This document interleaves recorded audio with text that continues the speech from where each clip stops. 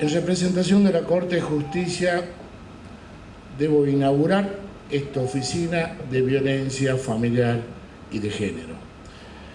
La oficina no es nada nueva, es una réplica, de algún modo, de aquella oficina que ya tiene el distrito del centro, es decir, en donde tiene asiento la Corte de Justicia.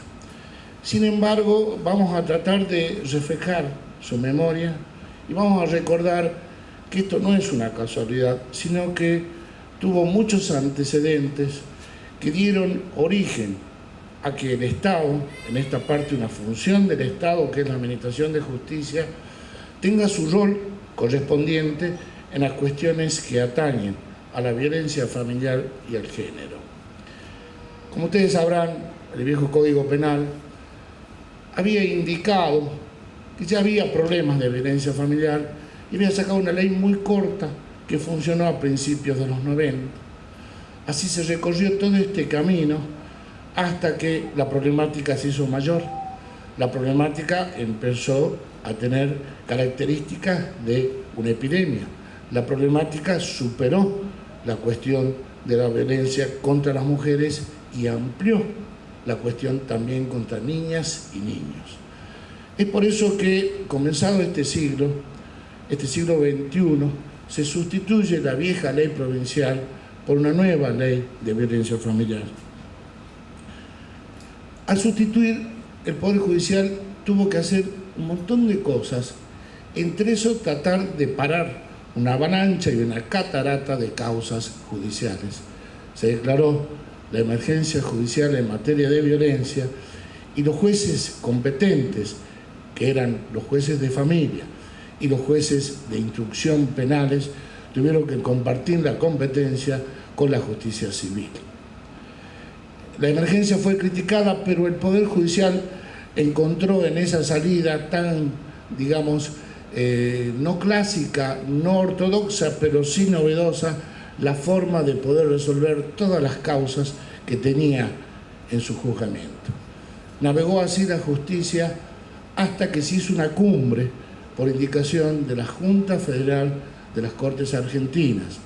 La Junta Federal es un organismo que nuclea a todas las cortes del país.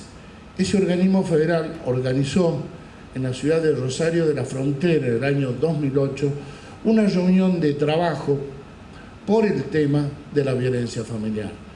Allí salieron las bases a través de un documento que luego fue materializado con la creación de la Oficina de Violencia Familiar en el Distrito Judicial del Centro.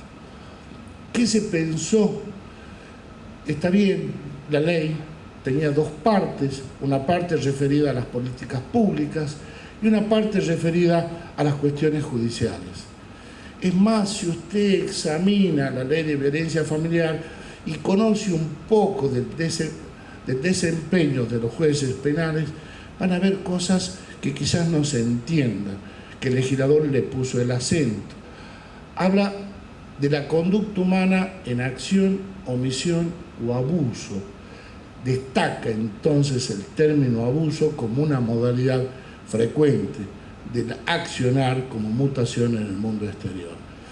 Por lo tanto, el Poder Judicial solamente tiene a su cargo el juzgamiento, es decir, ocurrido el conflicto, ha de adoptar los mecanismos procesales correspondientes y llevar adelante el proceso. Por lo general, el proceso de violencia estaba circunscrito al artículo 8 de la ley, que establece las medidas cautelares que de oficio, sin petición de parte, debe adoptar el juez. El juez de familia, porque la ley terminó con la cuestión de competencia de tener dos jueces para una sola cuestión. Si había un delito, se debería encargar el juez penal. Si en cambio, además del delito, también estaba la violencia, el juez con competencia específica en la materia era entonces el juez de familia. Ese artículo 8 hacía navegar el proceso de familia, pero con la característica que era de motus propio. Sin embargo, la enunciación de las medidas cautelares a dictar eran bastante abiertas, a tal punto que en su último inciso arregla y pone una característica fundamental que es dejar en manos del juzgador cualquier otra regla de conducta que considere pertinente. Por lo tanto, no son taxativas. Tendrá que ver el juez qué considera necesario aplicar, y en este caso, la ley federal vino a subsanar un vacío, porque primero la violencia era contra la mujer, pero en el ámbito de la familia, y también dije niñas y niños. Por lo general, más del 95% de los casos transitan por allí, pero de la violencia familiar pasamos a la violencia en contra de la mujer por su sola condición de mujer. El género femenino, que no es el sexo débil, nada por el contrario, pero sí es más paciente, sí es más vulnerable, sí es más indefensa en un montón de cosas, porque somos iguales, los hombres y las mujeres, pero son distintas. La ley abordó entonces una nueva problemática no vista, la cuestión de género.